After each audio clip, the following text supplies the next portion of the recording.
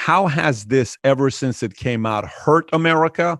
How has it helped? So what's been the positive impact and the negative impact? Well, it sounds extreme to say that I cannot think of any positive impact, but it's true. I cannot think of any positive impact. None. None. I cannot think of any because it's a parasite. It's a fraud. It's based on a lie. It's a cartel. Now we have to understand, when a cartel is formed, it has only one purpose, and that's to advance the benefit of the members of the cartel, period. Anything beyond that, if you were president or an executive officer of an oil cartel and you started talking about what's good for the people of Venezuela or Mexico, and maybe we ought to cut our prices and our profit margins so we can benefit the poor people of Mexico, you'd be out of a job in a heartbeat.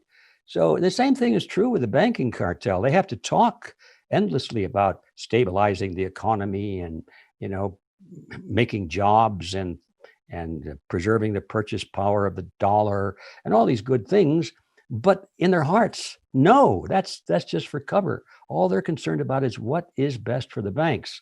And if you doubt that, just take a look at the report card. If we were to give the Federal Reserve System a report card from 1913 on, when it was formed supposedly to stabilize the purchasing power of the dollar, let's say, and to provide all these good benefits for the people, it would fail. It'd be at failing marks all the way down. It has never succeeded in doing that.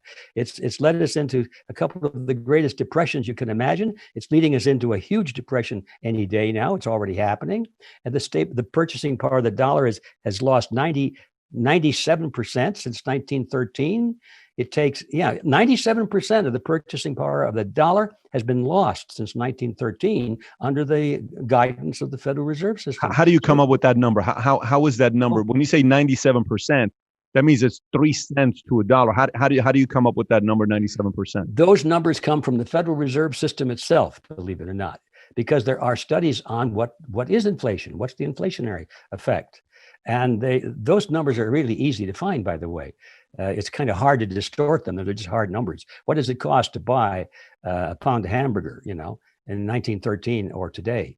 What does it cost for a quart of milk or a gallon of gas? And they have these basket of things. They keep changing it to try and soften the impact. But no matter how often they change it, even in my lifetime, I remember for a penny, talk about penny candy in those days. For a penny, I could go to a candy store and get a nice big chunk of candy, one that cost me $1 today, or 50 cents for sure. Anyway, these numbers are readily available. And so if anybody doubts it, and I don't blame them because it's a harsh figure, look it up. You'll find it easily on the internet.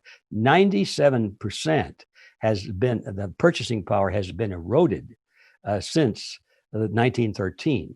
So the Federal Reserve, which is supposed to be the guardian to prevent all of this stuff, gets a failing mark on its report card. But now if you understand, as I learned, that is not the goal of the Federal Reserve. The Federal Reserve is not a government agency. It's not formed to protect the people. It's the cartel. It's formed to protect the banks.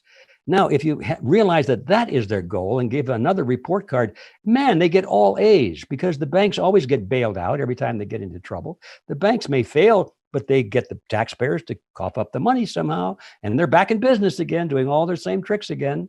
The banks are always making record profits. And so we understand it's a cartel, and on that basis, it gets all straight A's.